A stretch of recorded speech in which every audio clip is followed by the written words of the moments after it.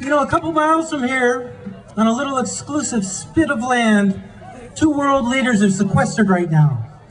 One of them, in spite of being the head of the spy agency of our arch enemy, the Soviet Union, in spite of being the leader of Russia, making noise about changing the position of their nuclear weapons to target the United States now because he's mad about a radar shield, in spite of that, Mr. Putin is not the greatest threat to the security of this nation today.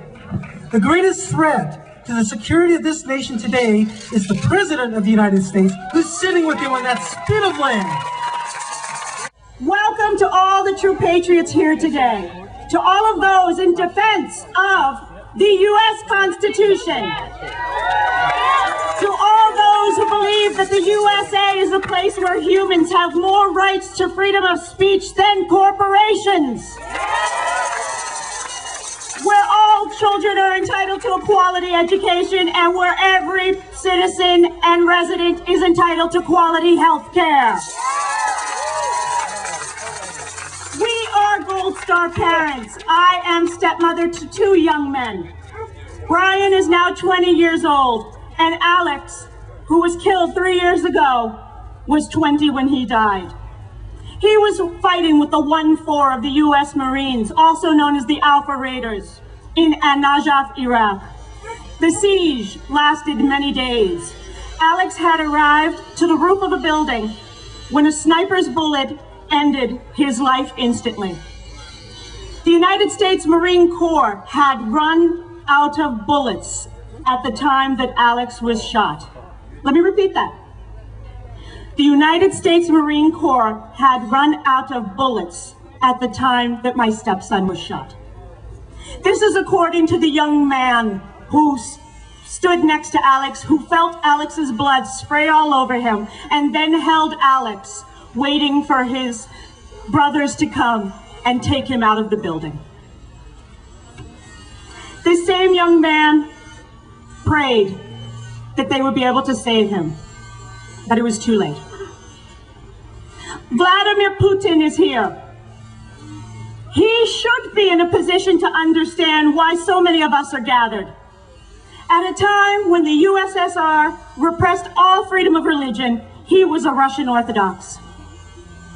Yet, after reviewing some history, my guess is that Putin and W are probably sharing the pros and cons of occupying small Arab countries that just happen to have oil.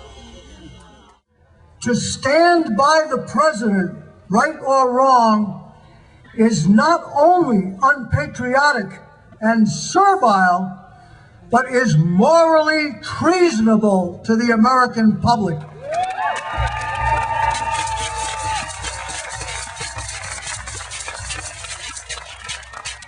If ever there was truth in those words, it is now. While our government bickers over details, negotiates to protect the re-election opportunities of our representatives in Congress, jockeys for position in the competition between parties and factions within those parties, American soldiers and innocent Iraqi civilians continue to die. I want to talk about the reasons this administration needs to be held accountable. The Constitution says impeachment can happen when there are high crimes and misdemeanors. High crimes and misdemeanors have occurred. Let me list just a few instances. First, this administration deceived the country into the Iraq War by abusing the intelligence gathering process and telling us that Iraq had weapons of mass destruction, leading us to believe that Iraq was involved in September 11th was a direct threat to the United States. We now know that none of that was true. And we continue to learn more every day about the extremely ugly and dishonest process that took us into the Iraq War. I cannot conceive of a more significant reason to impeach a president and a vice president than brazenly misusing the capabilities of this government to take us to war. That war has cost this country and the entire world very dearly. The price we are paying continues to grow. The country of Iraq has been destroyed, along with over 500,000 Iraqi dead.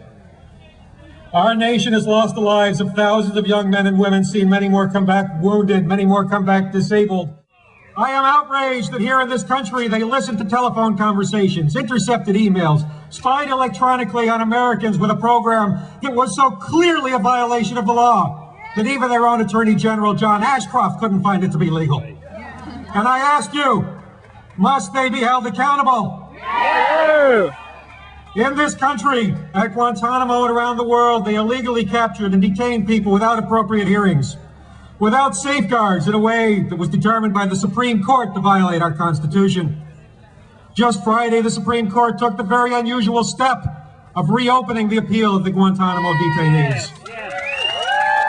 And I ask you, must they be held accountable? Yes. And we see even more reasons to impeach. The blatant disregard for the rule of law is rampant in this administration. President Bush uses signing statements to announce which portions of laws passed by Congress he will not obey or will not enforce. The administration refuses to submit to legitimate oversight and to respond to congressional subpoenas. And then there's the secrecy, the covering up, the refusal to comply with federal law regarding secret information. They set up a separate email system, and then they lost the emails. They've ordered the Secret Service to destroy all visitor logs of the president and vice president. Think for a minute, think about everything that we do know that they've done. And imagine for a minute how many more grounds for impeachment there would be if we knew everything that was secret. Today, whether we want to admit it or not, the United States is not operating as a constitutional republic. We now are in some kind of nebulous gray area. We're not fascism yet.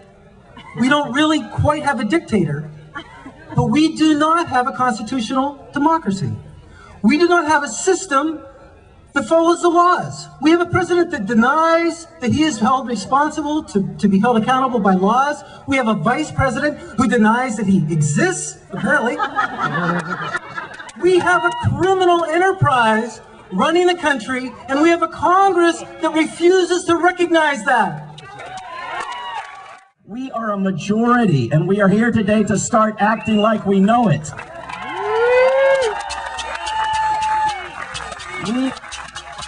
We are here on a day when journalists from around the world are here, not so that we might embarrass our president, but in order to make clear to the world that he embarrasses us.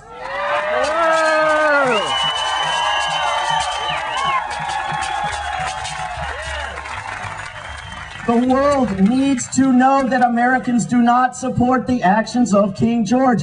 21% of Russians have confidence in Bush's international leadership. 32% of Japanese, 7% of Spaniards, 25% of Germans, 10% of Pakistanis, 3% of Turks. We are here to say to the people of the world, we know George W. Bush as well as you do, and we trust him even less.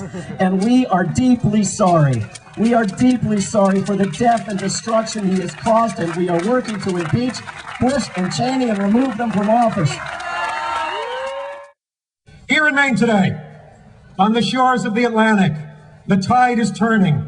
And the powerful wave of the people calling for accountability, impeachment, is going to be felt around the world. Today, we will change history.